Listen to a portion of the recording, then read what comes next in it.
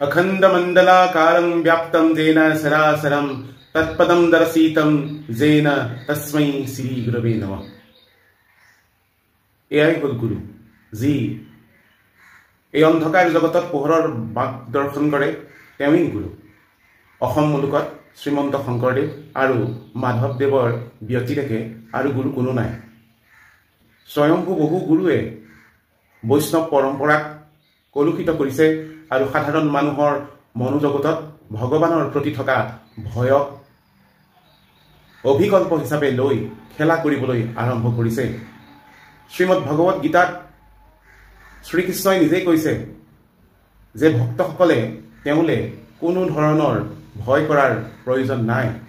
ভগৱানৰ আশীষ পাবলৈ কোনো ধৰণৰ মধ্যমবৰ্গীয় মানুহ বা মেডিয়েটৰৰ প্ৰয়োজন নাই। ভক্তই ভগৱানক আৰাধনা কৰিলেই পায়।